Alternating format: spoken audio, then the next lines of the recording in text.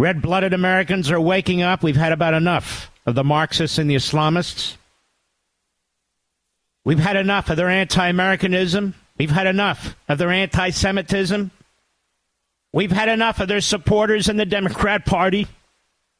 We've had enough of their supporter in the Oval Office, of their supporter at the State Department. Many of you are veterans. Many of you are family members of individuals who fought in World War II. Well, they're back. The Soviet Marxists and the Hitlerian Islamists. And I've been saying over and over and over again, here, on Fox, on Blaze, the fusion between the Marxists and the Islamists. It's here. 3 years ago, I wrote a book called American Marxism. I said it's here. 6-8 months ago, I wrote a book called The Democrat Party Hates America. It's here. They're here. And in the back of American Marxism, I have a whole list of things we can do with these colleges and universities. And I'm quite pleased to say that the Republicans in the House, either wittingly or unwittingly, are going right down that list. The BDS movement against our colleges and universities, it's in the book. Defunding these colleges and universities, it's in the book. Eliminating tenure so these Marxist Islamists, hate American Hitlerians can't be on the public dole for the rest of their lives. It's in the book, as well as much more. As well as much more. Jim Jordan will be on the program in the last hour of the program, chairman of the House Judiciary Committee.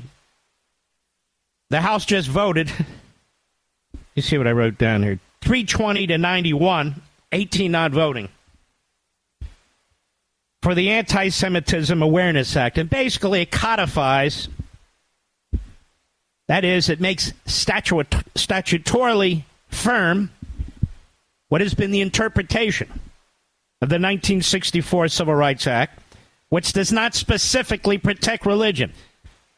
But our president, President Trump, he signed an executive order extending the Civil Rights Act to cover Jewish students on college campuses. That's right, he did it. Jim Jordan is the chairman of the House Judiciary Committee. This is a courageous man.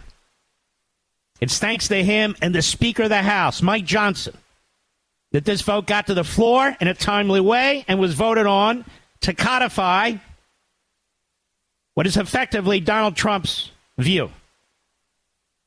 And we have the usual nay voters and so forth. I'm getting emails and texts from friends, and I'm not going to mention them because they are friends.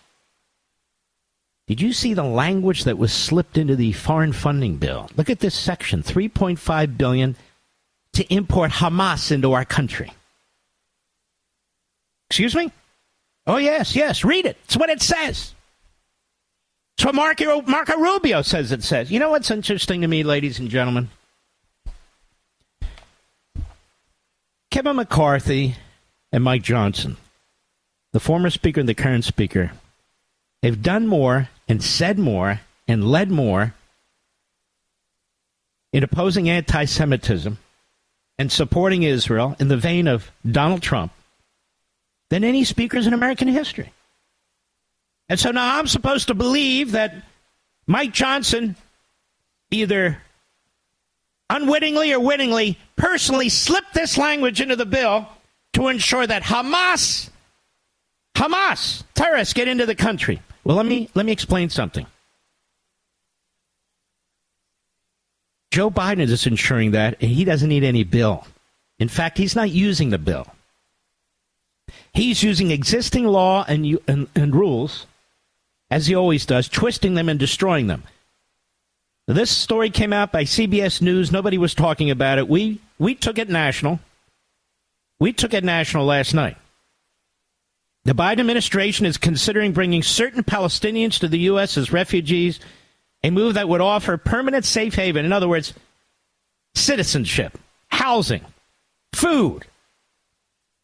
In recent weeks, the document shows senior officials across several federal U.S. agencies have discussed the practicality of different options to resettle Palestinians from Gaza who have immediate family members who are American citizens or permanent residents. And apparently they've already allowed some 1,800 or so into the country. So my question to Marco Rubio, and it's not to pick on him in the least, he's a great patriot. But my question to all the senators, Republicans, my question to all the House members, Republicans, how does this go on without you knowing about it?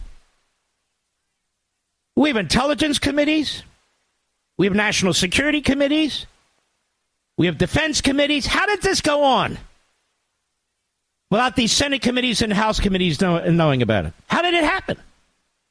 We have committees for committees, subcommittees, and sub-subcommittees. They say everything needs to go by order of the committee. Everything has to go through the committee. Okay. How the hell does Biden, the entire federal bureaucracy, one department after another, scheme behind Congress's back to bring in Palestinians from Gaza? How does that happen? Are they falling asleep on their job? But look at this language that was slipped in this bill. Look at what's happening to our country right now, with or without that bill. How is that possible? And if the Senate didn't know about it, and the House didn't know about it, why not? Why not? When's the last time Anthony Blinken's been dragged before a committee of Congress? I can't remember. How about the National Security Advisor? I can't remember. These are the people making the decisions. It's incredible. Now, CBS goes on to attack Israel and make excuses for why this is a good thing. We don't care about that. We don't care about that. CBS goes on to talk about 34,000 people killed in Gaza, but doesn't say they got that information from Hamas because it's a flat-out blood libel lie. But somebody tell me, any congressman can call me, any senator can call me, somebody tell me how this happened while you're meeting in Congress, while you're holding hearings in Congress, while you have administration officials in front of you, whether it's immigration, defense, State Department officials. How the hell did you miss this?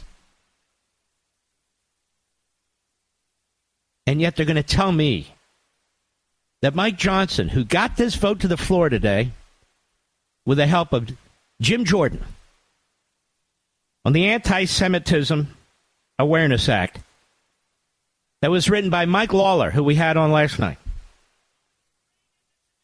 that he wants Hamas to come into the country? This is the crazy-ass idiocy? Are you serious? And yet this is happening under Congress's eyes. They hold hearings, they give speeches, they go on TV, they go on radio, they talk, propose. What are they doing to rein in this administration? What are they doing to rein in this administration? At least give we, the people, the information. I got to read it from this pro-Hamas CBS News source yesterday to the nation, to 14.5 million people. I have to read it from CBS. Where are these committees? Getting additional Palestinians out of Gaza, processing them as refugees if they have American... This isn't in the new foreign aid bill. This is today, before any new foreign aid bill. It's happening right now. Even my brothers and sisters at the Blaze, they didn't write about this. Even my brothers and sisters at Breitbart, we didn't know about this, did we? Now, we're reporting it now. It's very important. But this was concealed. That's why they didn't know about it. That's why Blaze didn't know. That's why Breitbart didn't know. That's why I didn't know. But how is it the members of the Senate and the House didn't know? Lied to? It was concealed? And what are the consequences to attack the Speaker? I'm so tired of the lack of statesmanship, the lack of serious people. It drives me crazy. as somebody who has spent really more than half a century building up the conservative constitutionalist movement, what we become? Weak? Petty? Well, we're going to have to fight that, America, you and I. We don't get our guidance from members of Congress. We don't get our guidance from people in broadcasting, even though I'm one of them. That's not where we get our guidance. We think for ourselves. We think for ourselves. That's what we do.